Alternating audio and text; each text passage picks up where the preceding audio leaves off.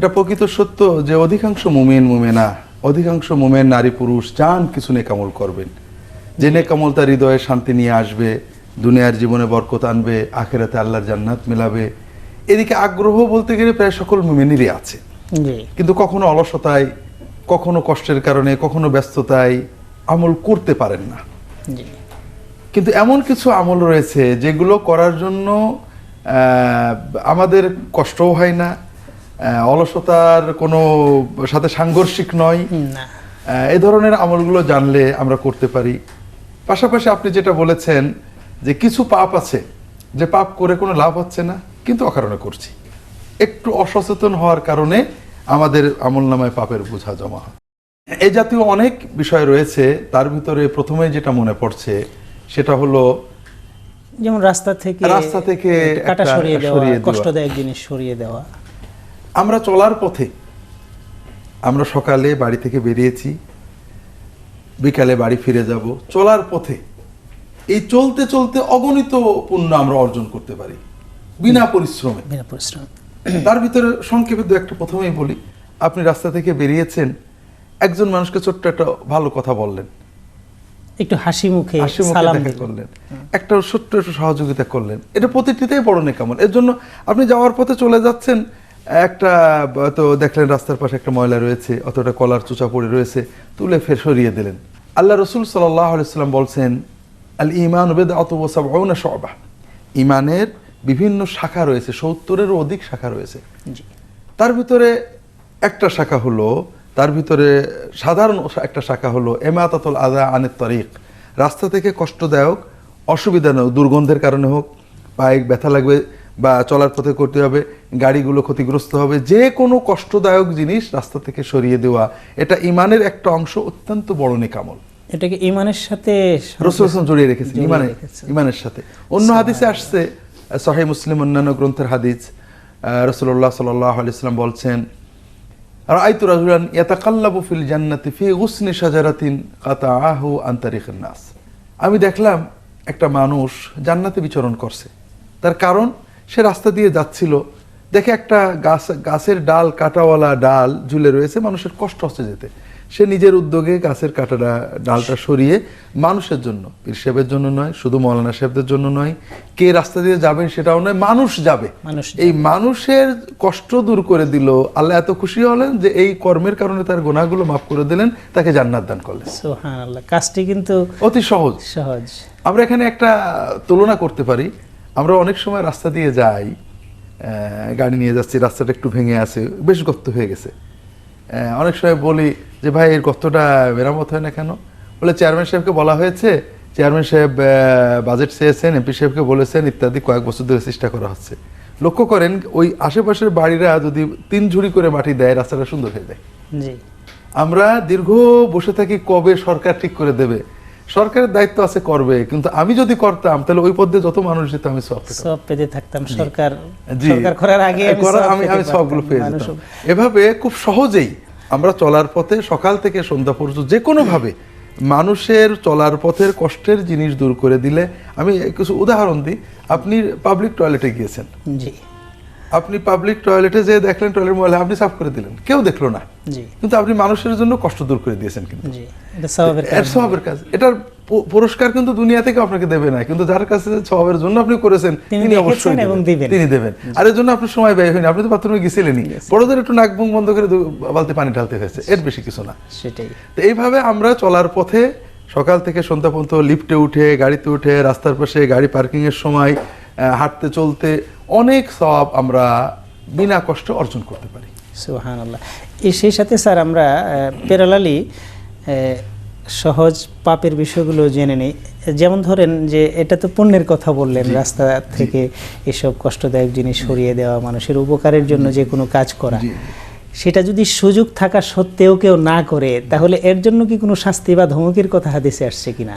বিষয় হলো যে যদি সুযোগ থাকা একটা হলো সুযোগ থাকা সত্ত্বেও না করা, আরেকটা হলো মানুষ নিশ্চিত ক্ষতিগ্রস্ত হবে বুঝেও এটাকে, মানে একটা কলার চোচা আছে, আপনি জানেন কেউ না কেউ পড়বে, আপনি সরালেন না, এটা এক ধরনের মানে খেয়ানত, ঈমানের খেলাফ কাজ।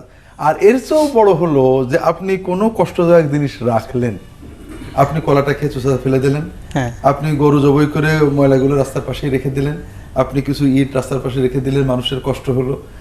আপনি গাড়িটা এমন করে পার্কিং করলেন যে মানুষের যেতে কষ্ট হচ্ছে, অনেক জ্যাম লেগে গেছে, অনেক জ্যাম লেগে গেছে, কেউ কিছু বললেও বিরক্ত হয় হাটে বাজারে। অথচ আল্লাহ রসুল সাল্লাল্লাহু আলাইহি ওয়াসাল্লাম এটাকে লানতের কারণ বলেছেন। লানতের 3টে কারণ বর্জন করবে, সাবধান থাকবে।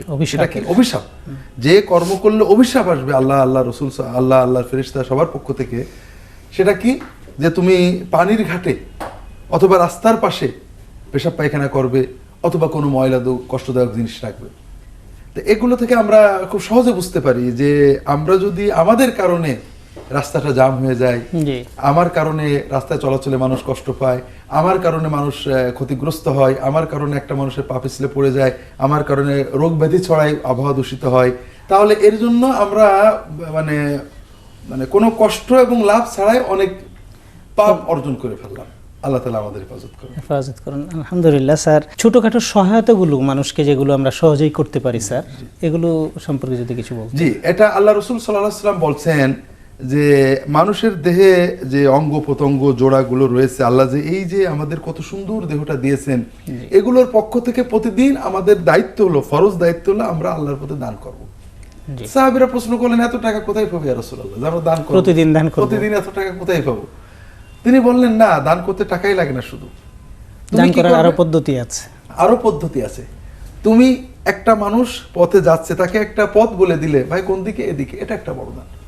একটা মানুষ গাড়িটা চলছে না, তুমি ধাক্কা দিয়ে দিলে, একটা বোঝাটা তুলে দিলে, একটা মানুষকে রাস্তাতে তুমি জানো লোকটা অমুক জায়গায় যাবে, তোমার গাড়িতে তুলে নিলে, তোমার ঘোড়ার পিঠে তাকে তুলে নিলে, তোমার সাইকেলের রিক্সায় তাকে তুলে নিলে, একটা মানুষ তার পশু অর্থাৎ দাব্বা তার পিঠে উঠতে পারছে না, তুমি সহায়তা করলে, তার বোঝাটা তার পিঠে তুলে দিলে, তার পশুটা তার প্রাণীটা ছুটে পালিয়ে যাচ্ছিল, তুমি তাকে ধরে দিলে, তার সাংসারিক প্রয়োজনে ছোটখাটো কিছু জিনিস প্রয়োজন হয় চাইতে পারে, এর সবই তোমার জন্য সাদাকা। এমনকি মানুষের সাথে হাসি মুখে কথা বলাটা, এটাও সাদাকা, এটা সাদাকা। একটা মানুষের সাথে হাসি মুখে সুন্দর মানে অমায়িক মুখে কথা বলা, এখানে আমাদের দর্শকদের বুঝতে হবে হাসিটা ভিতর থেকে আসতে হবে, এটা না হয়। সেটা কি জন্য? ওই মানুষটা যে আল্লাহর বান্দা আমার কাছে এসেছে, মানে আল্লাহর একটা প্রিয় বান্দা আমার কাছে এসেছে, এই অনুভূতি নেন, আপনার এমনি হাসি এসে যাবে। সুবহানাল্লাহ। আর যদি আপনি আর্টিফিশিয়াল হাসেন, ব্যবসায়িক হাসি, তাহলে ওটাও ধরা পড়ে যাবে, এবং একবার আল্লাহর কাছে এজন্য অন্তরের ভালোবাসা সহজে হাসি, এই হাসির মাধ্যমেও আমরা আল্লাহর কাছে সওয়াব অর্জন করতে পারি। তো এই ক্ষেত্রে ছোটখাটো যে সহযোগিতাগুলো যেগুলো আপনি বর্ণনা দিলেন, এরকম আমরা আরো অনেক, এই উদাহরণে আরো অনেকগুলো বুঝে ফেললাম যে এগুলো আমরা করতে পারি, এবং এগুলো করার ব্যাপারে, এই সহযোগিতা করার ব্যাপারে আমাদের তেমন কোনো অসুবিধা নাই, তেমন কোনো সামর্থ্যের প্রয়োজন নেই, ইচ্ছাটা থাকলেই হয়। নবীজি তাই বললেন। এই ক্ষেত্রে যদি এই সুযোগ থাকা সত্ত্বেও আমরা এই সহযোগিতাটা না করি, তাহলে আমাদের সহজভাবে যে পাপগুলো হয়ে যেতে পারে সেগুলো সম্পর্কে কোরআন এবং সুন্নাহ এটা হলো যে, একটা হলো যে আমি এটা কখনো কখনো ফরজ হয়ে যায়, একটা লোক পথ দেখছে না, জি, আমাকে জিজ্ঞেস করেছে, আমি অবহেলা করে বললাম না, এটা আমার জন্য গুনাহের কাজ হবে, শুধু বলে দিতাম যে এইদিকে যান। একটা অন্ধ পথ চলতে পারছে না, হাত ধরে তাকে আমি তাকে, আর কেউ নেই, আমি তাকে অবহেলা করে দিলাম না, অন্ধ কষ্ট, এজন্য আমি আমার গুনাহ হয়ে যাবে। এটা হলো সাহায্য মানে না করার কারণে গুনাহ। আবার ওরকম রাসূলুল্লাহ সাল্লাল্লাহু আলাইহি ওয়াসাল্লাম বলছেন, আমরুন বিল মারুফ সাদাকা ওয়া নাহয়ুন আনিল মুনকার সাদাকা, অর্থাৎ চলার পথে একটা লোক একটা ভালো কথা বলা, এটা সাদাকা। এটা অর্থাৎ একটা কিশোর ধূমপান করছে, এই বাবা এগুলো করতে হয় না, বাবা এগুলো খারাপ ক্ষতির জিনিস, ছোট্ট কথা, আদরের সাথে আদবের সাথে একটা মানুষকে বলা যে ভাই আমি নামাজে যাচ্ছি, ভাই চলেন না নামাজে যাই, লোকটা যাক আর না যাক, লোকটা আমাকে বকা দিক আর না দিক, আমার আমলনামের সঙ্গে একটা বিরাট সওয়াব জমা হয়ে গেল। এটা আমরা অনেকেই অবহেলা করি। আমরা মানুষের পাশ দিয়ে যাচ্ছি, একজন দরিদ্র মানুষ আছে, হয়তো কেউ তাকে মস্করা করছে, এই ব্যাপারে এগুলো করতে হয় না। অগণিত বিষয় আছে আমরা যেটা সবাই একমত যে কাজটা অনৈতিক, কাজটা খারাপ, আমরা চুপ করে যাই। এবং আজকের যুগে এই চুপ থাকার প্রবণতাটা বেড়েছেও, যে অনেকেই এগুলোকে উটকো ঝামেলা মনে করছে, এগুলো যে ইবাদত এবং সওয়াবের কারণ, এই অনুভূতিটা শেষ হয়ে এখন উটকো ঝামেলা মনে করে এটাকে ছেড়ে দিচ্ছে, এবং অনেক সময় উটকো ঝামেলায় পড়েও যাচ্ছে, এইসব বলতে যায় না। এখানে কথা আছে, একটা হলো যে অনেকে আমরা মনে করি ও শুনবে না, শুনবে না চিন্তা করে এটা বাদ দেওয়া আমাদের অনুচিত। জি, শুনুক আর না শুনুক, আমার তো বলা হলো। এবং এটা আল্লাহ তাআলার হুকুম পালন। 2 নম্বর কথা, বলার একটা পদ্ধতি আছে। আমি যদি কাউকে কথাটা রূঢ়ভাবে বলি তাহলে সওয়াবের চেয়ে গুনাহ বেশি হয়ে যাবে, কারণ আমি তাতে খারাপ আচরণ করলাম। আল্লাহ রাসূল সাল্লাল্লাহু আলাইহি সাল্লামকে নম্রতার নির্দেশ দিয়েছেন। মুসা আলাইহিস সালামকে যখন ফিরআউনের কাছে পাঠালেন, তাকে নম্রতার সাথে, মানে মায়া মমতার সাথে, যে কুল আলাহু কাওলাল লাইয়িনা, কাজেই আদরের সাথে আমরা বললে মানুক আর না মানুক উল্টো ঝামেলা হওয়ার থাকে না।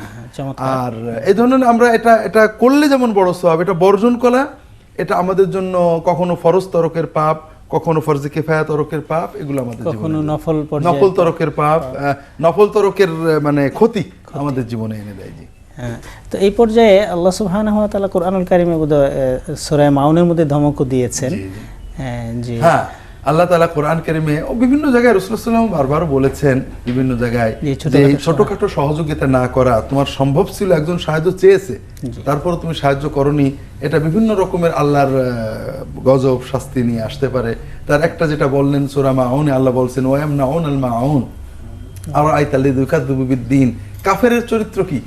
মজা হলো, আমরা বাংলাদেশের মানুষ কাফের বলতে অনেক কিছু তাদের চরিত্র বুঝি, কিন্তু আল্লাহ এই সূরার ভিতরে কাফেরদের যে চরিত্রগুলো বলেছেন প্রায় সব আমাদের ভিতরে রয়েছে। আল্লাহ নাউযুবিল্লাহ। জি জি, এতিমদেরকে ফাযালিকাল্লাযী ইয়াদউল ইয়াতীম, এতিমদেরকে গলা ধাক্কা দেওয়া, অর্থাৎ এতিমদের দুর্ব্যবহার করা বা তাদের সম্পদ লুট করা, এটা বাংলাদেশের মানুষ ক্ষেত্রে আমরা অনেকেই এর ভিতরে লিপ্ত হয়ে পড়ি। তাদের দায়িত্ব না নেওয়া, তাদের দায়িত্ব না নেওয়া, ওয়ালা ইয়াহুদ্দু আলা তাআমিল মিসকিন, দরিদ্র অসহায়দের সহযোগিতায় উৎসাহ না দেওয়া। লক্ষ্য করেন, আপনি তো নিজে করবেনই, উৎসাহ দিতে হবে, উৎসাহ না দিয়ে এটা কাফেরদের চরিত্র। এরপরে আল্লাযিনা সালাতিম সাহুন, যারা সালাতের ব্যাপারে অমনোযোগী, এটাও কাফেরদের চরিত্র। আল্লাযিনা ইরাউনা ওয়া ইয়ামনাউনাল মাউন, যারা লোক প্রদর্শনের জন্য ভালো কাজ করে আর ছোটখাটো বিষয়ে সাধারণ সহযোগিতা করতে অশিখে। আমার দাওয়াটা নিতে আসছে প্রতিবেশী, আর দা দেওয়া যাবে না, এখন নেই, মানে ছোটখাটো যেটা আমার জন্য খুব সহজে সহযোগিতা করা, মরিচ পিয়া সাধারণ পড়ে প্রতিবেশীকে একটা মানুষ সহযোগিতা চেয়েছে, তাকে সহযোগিতা না করা, এটা কাফেরের চরিত্র হিসেবে আল্লাহ তাআলা এই সূরায় বলেছেন। আল্লাহ তাআলা আমাদেরকে হেফাজত করুন। স্যার, আমরা একটা ছোট্ট বিরতিতে যেতে হবে, আমরা আবারও আপনার কাছে ফিরে আসব। সুপ্রিয় দর্শক, আপনারা দেখছিলেন সন্ন্যার আলোকে মুমিন জীবন অনুষ্ঠানটি। আজকের আলোচ্য বিষয় ছিল সন্ন্যার আলোকে সহজ পণ্য সহজ পাপ। কিছু বিষয় আপনি আমাদের স্যার দৃষ্টি আকর্ষণ করলেন, আরও কিছু বিষয় আপনার কাছ থেকে আমরা শুনতে চাচ্ছি। এর মধ্যে আমরা দাম্পত্য সম্পর্কের ব্যাপারে কিছু সহজ পণ্য এবং সহজে কিছু পাপ আমাদের হয়ে যেতে পারে। এটা আমাদের বুঝতে হবে যে আমরা স্বামী স্ত্রী, তাদের ভিতরে সম্পর্কটা মূলত আমাদের জাগতিক এবং আমাদের মনেও চাই, কিন্তু এর ভিতরেও সহজ সওয়াব রয়েছে, অনেক সওয়াব রয়েছে। যেমন আল্লাহ রাসূল সাল্লাল্লাহু আলাইহি ওয়াসাল্লাম বলছেন, তোমার স্ত্রীর সাথে তোমার খেলাধুলো, তার সাথে হাসি ঠাট্টা মশকরা, তার গালে খাবার তুলে দেওয়া, এগুলো তোমার জন্য তোমার আমলনামায় বিরাট সৎকার সওয়াব। তাকে সালাম দেওয়া, স্ত্রীকে সালাম দেওয়া অতিরিক্ত বরকতের কারণ। দুনিয়ায় সবাইকে সালাম দিলে সওয়াব হবে, কিন্তু স্ত্রীকে সালাম দিয়ে আল্লাহ রাসূল সাল্লাল্লাহু আলাইহি ওয়াসাল্লাম বলছেন যে ইদা দাখালতা বাইতাকা ফাসাল্লিম আলা আহলিক ইয়াকুন বারাকাতান আলাইকা ওয়া আলা আহলি বাইতিক। যদি কেউ স্ত্রীকে সালাম দেয়, স্ত্রীর স্বামীকে সালাম দেয়, আল্লাহ ওই বাড়িতে সালামের কারণে বরকত প্রদান করেন। সুবহানাল্লাহ। এরকম এটা আবার এর বিপরীতে স্বামী স্ত্রীর ভিতরে যে দায়িত্ব এবং মমতাবোধ দরকার, এটা মানবীয় দুর্বলতার কারণে বা সাময়িক তিক্ততার কারণে এটার বিপরীতে গেলে গুনাহ হবে, এরকম কথা হাদিসে বিভিন্নভাবে আসছে। যেমন স্বামী যদি স্ত্রীর সাথে দুর্ব্যবহার করে অথবা স্ত্রী স্বামীর প্রতি অকৃতজ্ঞ হয়, এটা খুব পাপের কারণ হবে বলে হাদিস শরীফে আসছে। এরকম আরো অনেক বিষয় আছে যেগুলো বলতে গেলে আমরা খুব সহজে করতে পারি। একটা বিষয় মনে পড়লো, আপনার প্রশ্নের আগেই বলে ফেলি। আল্লাহ রাসূল সাল্লাল্লাহু আলাইহি ওয়াসাল্লাম বলছেন, মান আদা মারিদান গুদওয়া সাল্লা আলাইহি ৭০ আলফ মালাকিন হাত্তা ইউমসি ওয়া মান আদা মারিদান মামসা সাল্লা আলাইহি ৭০ আলফ মালাকিন হাত্তা ইসবাহ।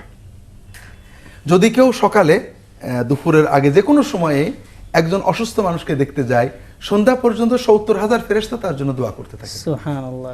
যদি কেউ বিকালে সন্ধ্যায় একটু দেখতে যায়, পরের দিন প্রভাত পর্যন্ত ৭০,০০০ ফেরেশতা তার জন্য দোয়া করতে থাকে। সুবহানাল্লাহ। কাজটি আমাদের জন্য খুবই সহজ। বাড়ি থেকে বেরিয়েছে, জেনেছি অমুক লোকটা অসুস্থ, একটু হয়তো 10টা মিনিট লাগতে পারে, নাও লাগতে পারে। চলার পথে, আসা যাওয়ার পথে একজন অসুস্থ মানুষকে দেখতে যাওয়া, ফুল ফল নিয়ে যাওয়ার কথাও রাসূলুল্লাহ সাল্লাল্লাহু আলাইহি ওয়াসাল্লাম বলেননি, শুধু তার পাশে ভালো, তার পাশে গিয়ে তাকে সালাম দিয়ে একটু দোয়া করা, তার মনে একটা অনুভূতি, আসলে অসুস্থ মানুষ মনটা Sympathy চায়। হ্যাঁ, যখন তাকে দেখে, সমাজের লোক তাকে দেখতে আসে, সে বোঝে যে সমাজে আমি একটা মূল্যবান মানুষ, তার বেঁচে থাকার প্রতি, সুস্থতার প্রতি তার মানসিক জোর পায়। আল্লাহর এটা সুস্থতার জন্য দরকার। তাকে না চিন্তা করেন না, কোনো অসুবিধা আছে, রাসূল তো বলতেন জি জি, লা বা'সা তাহুর, ইনশাআল্লাহ দোয়া করা, বিভিন্ন দোয়া রাসূল কোনো অসুবিধা নেই, ইনশাআল্লাহ আপনি সুস্থ হয়ে যাবেন, জি এই জি। কথাটা বলা। জি, তো এইভাবে সালাম দেওয়া চলার পথে আমরা শত শত মুসলমান দেখতে পাই, আমরা মনে করি সালাম হলো কথার আগে, অর্থাৎ যার সাথে কথা বলবো সালাম দিয়ে শুরু করব, জি, এটা সর্বোচ্চ ইসলামী আদব মনে করি। জি, অনেকে তো সালাম ছাড়াই কথা শুরু করে দেন, কিন্তু আসলে সালাম কথার জন্য নয়, সালাম সাক্ষাতের সঙ্গে সঙ্গে। সাহাবায়ে কেরামগণ বাজারে যেতেন তো সালাম দিতে, কাজে আমরা চলার পথে যে কোনো মুসলমান বুঝতে পারলে তাকে আমি সালাম দিছি, সালাম দিয়ে চলে গেছি, সে ওয়ালাইকুম সালাম বলে চলে গেছে, আমি বিনা পরিশ্রমে অগণিত সওয়াব অর্জন করলাম। জি, সুন্দর আচরণের ক্ষেত্রে, সুন্দর আচরণ, আমরা আগেই বলেছি হাসি মুখে কথা বলা, একটু রাগটাকে নিয়ন্ত্রণ করা, এটা অনেক বড় সওয়াবের কাজ। এটা বলতে গেলে লম্বা সময় লাগতে পারে। মানুষকে মানুষের পরে রেগে যে যদি কেউ ক্রোধটা দমন করতে পারেন, এটা কিন্তু ছোটখাটো পুণ্য নয়। আল্লাহ রাসূল সাল্লাল্লাহু আলাইহি ওয়াসাল্লাম বলছেন, মান কাযামা গায়দান ওয়া হুয়া ইস্তাতিউ আন ইউনাফিযাহু মালা আল্লাহু কলবাহু নূরান।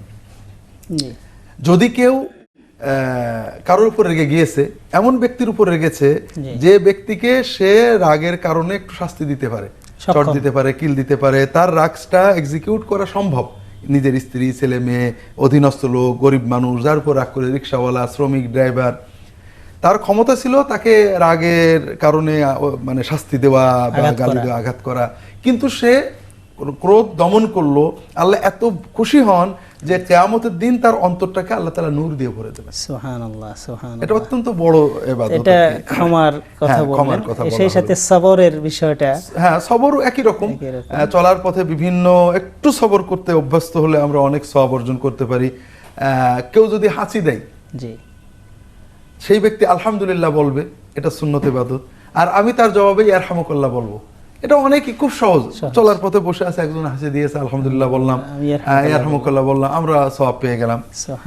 এই ধরনের এইভাবে ছোটখাটো যে জিনিসগুলো, আমরা এগুলোকে ছোট বলেছি, প্রকৃতপক্ষে এগুলো ছোট না, বরং এগুলো অনেক বড় কিছু নিয়ে আসে সমাজে শান্তির জন্য, সমাজে শান্তিতে সহাবস্থানের জন্য, এবং পরস্পরের মধ্যে হৃদ্যতা বৃদ্ধির জন্য। এবং সালাম দেওয়াটাকে তো নবীজি সাল্লাল্লাহু আলাইহি ওয়াসাল্লাম বলেছেন যে আমি কি তোমাদেরকে বলে দিব না যে কি তোমাদের মধ্যে মহব্বত বৃদ্ধি করে এমন বিষয়গুলো কি জানিয়ে দিব না। এর মধ্যে তিনি একটা বলেছেন যে তোমরা আফশুস সালামা বাইনাকুম, তোমাদের মধ্যে সালামের প্রচলনটা বেশি বেশি করে করো। কিন্তু সালামটা আসলে অন্যান্যদের মতো সম্মান আদান প্রদানের ব্যাপার না, এই কারণে বড়রা অপেক্ষা করতে থাকে যে সে আমাকে সালাম দেয়। এটা ইসলামে আদবের খেলাফ। অর্থাৎ শিক্ষক যখন ক্লাসে প্রবেশ করবেন, শিক্ষক ছাত্রদেরকে সালাম দেবেন, এটা ইসলামে আদব। ছোট বড়কে দেবে যখন দুজনে চলার পথে থাকবে, কিন্তু যদি ঘরের সমাবেশে আসে যিনি আগন্তুক তিনি সালাম দেবেন, এবং সবার পক্ষ থেকে তিনি দোয়া পাবেন, সালামের উত্তর পেয়ে। আসলে আমরা যখন গাড়িতে যাই, ড্রাইভার বসে থাকে, আমরা মনে করি ড্রাইভার আমাকে সালাম দেবে, আমি ড্রাইভারকে সালাম দেওয়া বোধহয় খুব একটা খারাপ বিষয়, অথচ ড্রাইভার বসে আছে, আমি যাচ্ছি, আর রাসূল সাল্লাল্লাহু আলাইহি ওয়াসাল্লাম বলছেন যে হাঁটছে সে বসা ব্যক্তিকে সালাম দেবে, যে আরোহী সে চলন্ত হাঁটা ব্যক্তিকে মানে পথচারীকে সালাম দেবে, এটা ইসলামী আদব। আলহামদুলিল্লাহ স্যার, ছোটখাটো এরকম অনেক বিষয় আছে যেগুলো আসলে আমাদের জন্য সামর্থ্যের দিক থেকে ছোটখাটো, কিন্তু ফলের দিক থেকে অনেক বড়। তো আল্লাহ তাআলা আমাদেরকে সবাইকে এই আমলগুলো করার তৌফিক দান করুন। আপনি কষ্ট করে আমাদের স্টুডিওতে এসে এই বিষয়গুলো কোরআন সুন্নাহর আলোকে আমাদের সামনে পেশ করেছেন, আল্লাহ তাআলা আপনাকে জাযায়ে খায়ের দান করুন।